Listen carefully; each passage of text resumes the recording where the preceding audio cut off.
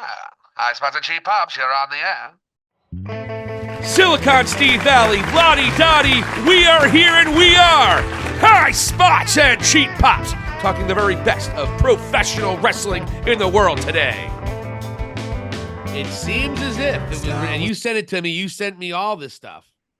What Schmeltzer said about it and clarifying, and Alvarez and clarifying that we are going to get actual footage of this, probably this backstage incident. Apparently it's going to be in documentary form where the Young Bucks are going to kind of narrate what you're watching, and they're going to tell you their side of the story.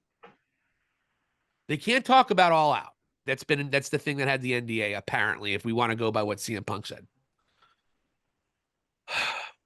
There's so many things to unpack in this situation. Yeah. First of all, the Young Bucks are right now their top heel tag team.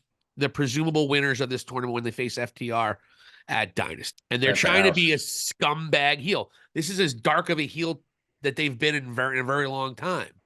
The way they went after Darby Allin, the way they went after Sting, blood all over their suits that they wore for the next match they had to, which was weird continuity if you're wrestling fan. But I guess it was Rampage, so it was taped the same night.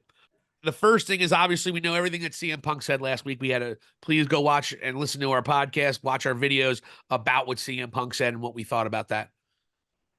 First, should they have responded at all, or is it too little too late? Secondly, should you respond like in a shoot way where it's the truth, where you might turn your top heel tag team into sympathetic characters that your niche, creepy, fucked up audience might start cheering for, that the AEW fans might start cheering for. I don't want to turn anybody out. Is that something that you endanger? Are they going to incorporate this footage in a storyline with FTR, since FTR, as you can see, we're very close with CM Punk? Yeah.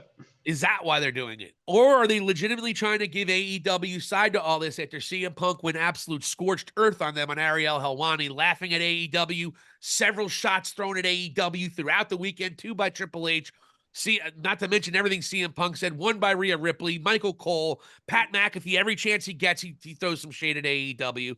So WWE has been really poking the AEW, it's not really a bear, poking the AEW angry ferret. Is that what AEW would be compared to WWE? So those are the questions, though. Is this even fucking necessary? Is it going to make a damn bit of difference in ratings? Sure, it might get a ratings pop, but you can't rely on those things. That's what AEW does. Big announcement. Let's get the big ratings pop. You have to be good. And the sad part is AEW television has been so much better at the beginning of the year, and they just have to be patient. But every 3 seconds, you're hearing about the ratings. Every 3 seconds, you're on the internet and you're seeing how they only have a third of the building filled. It's just a lot of negativity. Look, Stone Cold Steve Austin dropped Austin 316 in 1996. They didn't beat WCW in the ratings till 1998. It takes time to get an audience to watch every single solitary week, and you got to make sure it's good. And when you focus your time on this, if it's not entertaining, it's just going to look like you are a teenage, immature little baby. And you have to get the final say. You dumb asses, if this was such a big deal, you should have started talking instead of just going through your boyfriends, Schmeltzer and Alvarez. You should have been honest and cutting real good interviews prior to this. This is, again, reactive.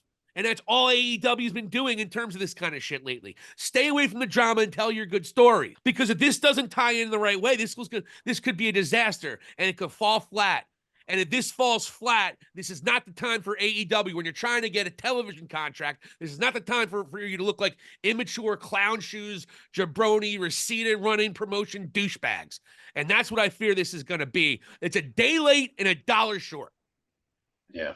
And if people who love the Bucks and love the Elite and hate CM Punk are not going to change their mind no matter what is said. They didn't change their mind when they heard CM Punk say last week.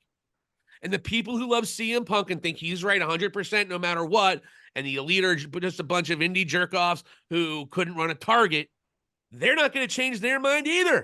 Right. So what is the point of this? Just to get your story out?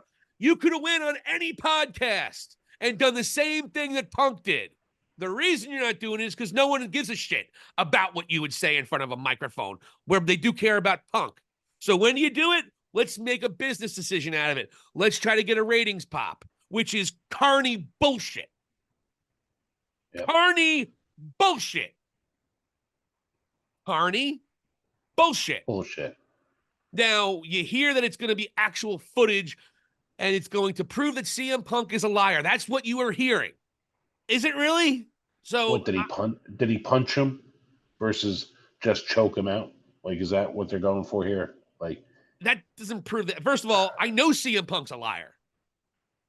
CM Punk, but he doesn't think he's a liar. CM Punk speaks his own truth.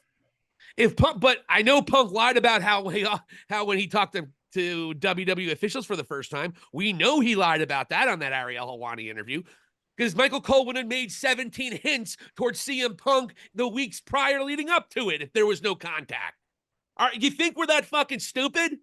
So CM Punk is not afraid to work people, but Punk might be thinking this is working. If Punk lied about something, it's not going to change my opinion of what happened at all. And I'm a guy who calls it down the middle. I'm not a sycophant for either one. And you and I have told our opinion ad nauseum on this show. So for me, this is a waste of time. It's a carny bullshit to get a quick ratings pop. You're not going to change anyone's mind. It just looks like, for me, it's immature, stupid high school bullshit that they keep on doing over and over, proving that their EVP should be nowhere near the name Matthew and Nicholas Jackson, period. I think this is going to be a disaster, and if it doesn't do everything that they hope it to do, it's going to be an embarrassment. And people like Edge and people like Bryan Danielson, where's your voices during this? I mean, holy shit! Are you proud to be on this company doing stupid shit like this? Now, my last thing, and then I'll let you go and roll with it. Vince McMahon did something similar after he had to fire Bret Hart, and so he told his side of the story after Bret clearly got his side of the story out a lot more. And Vince McMahon did something similar. There is that comparison I will draw. But this shit didn't happen. Vince McMahon went on television the next fucking night. Yep.